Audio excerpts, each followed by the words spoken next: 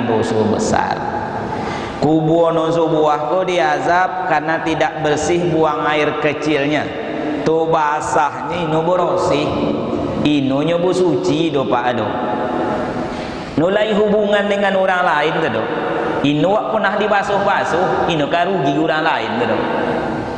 Masalah pribadi berdosa diazab. Yang kedua, orang yang suka mengadu-ngadu. Maaf ibu-ibu yang berbahagia, kalau soal dosa mulut, perempuan paling banyak dalam Al-Quran. Kalau dosa laki-laki, matu no paling banyak.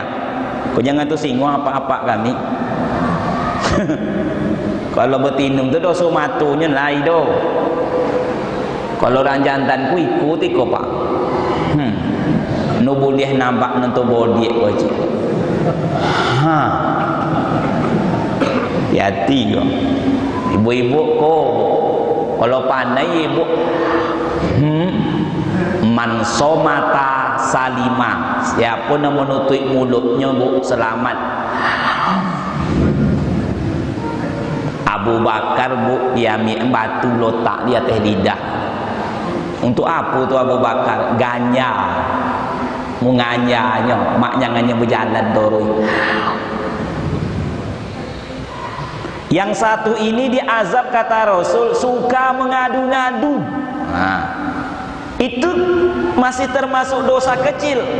Konon entah lagi dosa besar, pastilah diazab. Suara tangisan, itu lagu lama tuh pak. Dan suara jeritan insan yang berdosa di dalam kuburnya. Kalau di Arab tuh namanya syair, kalau di awak tuh nasid. Yang perlu dipermasalahkan bona tu do. Rasul suka mendengarkan orang bersair. Nanti do boleh kok lagu yang membawa awak ke maksiat. No mengebeng-gebeng, merongeng-rongeng, itu no boleh do. Tapi kalau lagu tiang lahat muat seorang, gelapnya wahai tidak terpering, selesai tanah ditimbun orang, tinggallah badan seorang diri. Ngapu do pak do? Mak awak berfikir sekali bahawa awak akan ke situ.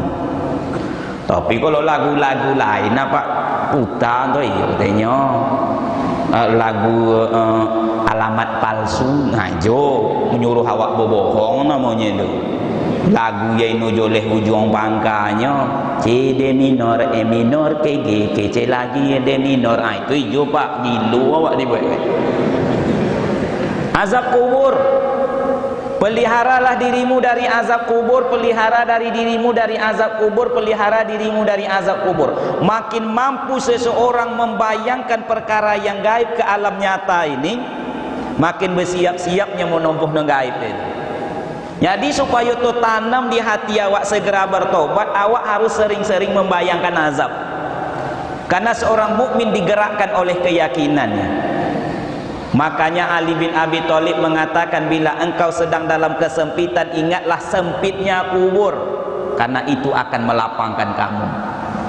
Makanya sekali-kali sibuk-sibuk awak mengurus kekayaan, mendodos segala macam poin ke kantor ke perusahaan, meninggal warga, sekali ikutlah fardu kifayah.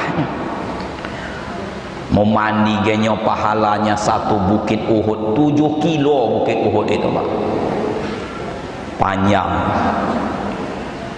Mengapaninya ino wak pandai mengundiang-undiang, tukang julur kan gundiang di sana. Nah, duduk waktu menyulur kena gundiang. Menyindakkan tali dia. Nggak bisa. Pahalanya dapat. Jangan poin bu jauh-jauh bodoh. Tokek awak. Ikut memandikannya pahala sebesar bukit Uhud, menyiramkannya ini tolok mengosoknya, tukang siram, tukang dirui, tukang timu air pahala, apalagi mengantarkannya. dan dapat pelajaran. Tengok sekali-kali orang yang dimasukkan ke dalam kubur tu, oh Tuhan, nampaklah 3 azab. Awak tidak akan menengok malaikat yang akan memukul api yang membakar, ular yang melilit, no. Tapi nun 3 ko dapet bisa awak tengok. Apa itu? Yang pertama azab kubur tu zombie. Kubur tu nak zombie padik itu. Makanya dikatakan bila engkau sedang lapang, gunakanlah kelapangan itu untuk melapangkan kubur yang sempit. Nah, kini kan lapang kan kau Pak. Bisa melunyak, bisa berlari, bisa kemana-mana. Lain masanya kaki tak bisa lagi berjalan, lah rapi. Jangankan untuk berdiri, duduk pun ino bisa. Jangankan duduk, telentang tidak memungkinkan, hanya miring ke kanan ke arah kiblat. Mati itu terlalu sakit, di dalam kubur terlalu sempit. Ular dan kala datang menggigit, papan dan bumi pula menghimpit. Oh Tuhan, gelap. Kita bisa beraktivitas karena ada cahaya. Malam hari zamian Pak, mati lampu di rumah awak, nulai etongan terledo Pak. Mu resek-resek, makan inu kan lomak kalau nulai lampu do Pak. Kalau inu percaya coba beko malam. Selesai hidangkan sesado makanan, roboh jantung, roboh torong, mulai pucubi kalau macam sama macam, berasa asam durian mo. Letakkan sesadonya. Begitu nak menyuok, matikan lampu. Lah, mati lampu, makan. Bapu rasunya, mulai berasu. Bahkan kesalahan akan kita temukan. Kata lakinya go, mana ti basuh tangan? Mau sebelah kanan abang tu nak kelotak kan tadi. Mau ikut sama lah dua tigunya. Imuko kau nak salah bang. Kau nak sesama ino nampak. Mau ikut bulai ko. Tu naik tensi begitu tu nampak. Kalau lah naik tensi nasi kau nak lomak kalau itu. Itu baru sesaat. Bagaimana kalau untuk selama-lamanya? Bukankah setiap kegelapan awak berusaha secepat mungkin untuk menorangkannya? Cai lampu copek, cai lampu copek. Bukan cai lampu beko, esok pagi cai lampu. No, cai lampu copek. Selama-lama. Gelap. Konon tak lagi yang nomor 3 nih, sendirian. Awak tu jangankan untuk aktivitas seperti ini, untuk golak sami awak tu bisa surang tu Pak. Tanunya awak butuh orang. Awakku bahagia karena awak berusaha membahagiakan orang. Nuak bisa bahagia seorang. Kalau bapak ibu tengok ada orang paling bahagia hidupnya karena selalu dia berniat membahagiakan orang, itu tak apa. Sebab Allah berjanji sebelum awak membahagiakan seseorang baru berniat, Allah sudah tanamkan kebahagiaan itu kuinyo baru kurang itu. Cuba itu. Nah bapak ibu rahimakumullah, untuk senyum saja awak butuh orang. Yang coba senyum surang ni Pak. Gilo awak ni. Kau keluar dia masuk di Ikhwan, kau bekok nampak bekok batang sawit. Nampak tiang listrik. Lah kau naik kawan kau lah. Dalam kubur itu sendirian. Baru azab kubur. Konon tah lagi azab mahsyar.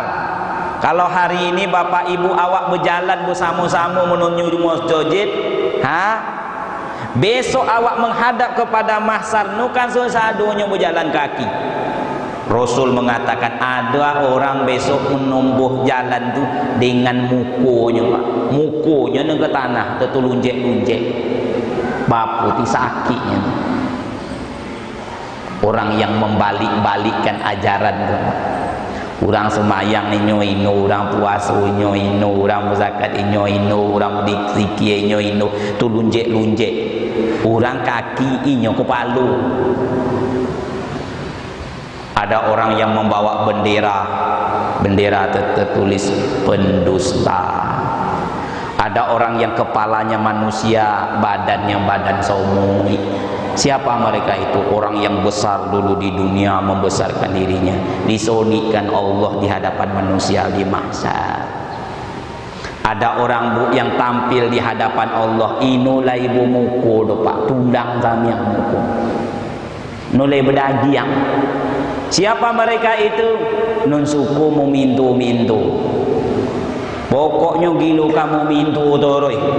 Dek mau ramu agih langanan mintu. Numulia. Kalau bisa jangan memintu. Semulia-mulia orang miskin, dengan kemiskinannya dia tidak meminta. Semulia-mulia orang kaya, dengan pemberiannya tanpa diminta. Tentunya mahsyar. Secara umum toga awak di hadapan Allah yaumul mahsyar. Matahari 1 mil di atas kepala, ada orang ditenggelamkan oleh keringat sampai ke mata kaki, ke lutut, ke pinggang, bahkan separuh mulutnya. Itu mahsyar. Konontah lagi azab neraka. Kalau itu tuh bayang terus sama awak, apa ndak segera awak bertobat dibuatnya itu, Pak? Ngerinya azab neraka itu tak usah diceritakan karena begitu panjang lebarnya, Bapak Ibu. Rasul memberikan kesimpulan karena Rasul sudah menengok ngerinya azab itu dalam peristiwa Isra dan Mi'raj. Beliau mengatakan seringan-ringannya azab orang neraka itu seseorang yang disuruh memakai sandal dari api neraka, tapi kalau dipakainya menggelegaklah otaknya, dari matanya keluar api, dari gerahamnya keluar api, dari telinganya keluar api, dari ujung-ujung badannya keluar api, seakan-akan ia didudukkan di atas penggorengan, maka keluar api sesadanya. Dia merasa akulah orang yang paling besar siksaannya. Kata Rasul, padahal dialah orang yang paling ringan azabnya. Itu tinun seringan-ringannya. Maka kata Anas bin Malik radhiyallahu an, doa yang tak pernah ditinggalkan Rasul, waqina azabannar. Padahal beliau tidak akan diazab, cuman beliau nampak ngeri azab itu. Kaum muslimin yang berbahagia, sampai ada seseorang, kata Rasul dalam kisah yang sahih di zaman Bani Israel, ada seorang laki-laki saking takutnya dengan azab Allah, saking takutnya dengan azab, berita-berita azab tersebut, dia berpesan kepada anak, "Nak, kalau ayah meninggal, tidak usah kerjakan fardu kifayahnya." Kenapa ya? Pokoknya tidak usah dikerjakan fardu kifayahnya kalau ayah meninggal. Kau bakar mayat ayah ini sehangus-hangusnya sampai jadi debu, sampai jadi pasir. Kemudian kau biarkan angin yang meniupnya sehingga dia menyebar ke permukaan bumi ini. Biayah bangku ino berkubur, ino disolatkan, ino dikafani. Tapi orang zaman dahulu Bani Israel. Kata si anak ini, baiklah ya, singkat kata singkat cerita, matilah apa itu oleh anaknya, dibakarlah sampai hanguih. Lah hanguih botol lah menjadi topong, menjadi debu, dibiarkanlah angin yang meniupnya ke berbagai arah, menyebar ke seluruh muka bumi. Lalu Allah berfirman kepada bumi, wahai bumi, kembalikan debu-debu yang berterbangan tersebut. Ini bukan cerita upin-ipin ko Pak. Ini ko cerita hadis sahih, kisah-kisah sahih dari Rasul. Karena kalau cerita itu cerita palsu, tak pantas kita ceritakan dalam rumah Allah yang mulia. Itu cerita di kode-kode kopi ngapodo. Lalu membentuk sebagaimana sedia kala utuh sebagai seorang laki-laki berdiri di hadapan Allah. Allah pun bertanya, walaupun Allah maha mengetahui, karena pelajaran untuk kita yang membacanya, Pak. Wahai hambaku, mengapa engkau berbuat sedemikian rupa? Dalam arti membakar badan, menyuruh anak membakar badan sampai hangus dan ditiup angin. Dijawab, ya Allah, kulakukan semua itu karena aku sangat takut kepadamu. Ino tolok badanku, ku menanggung azab tu ya Allah.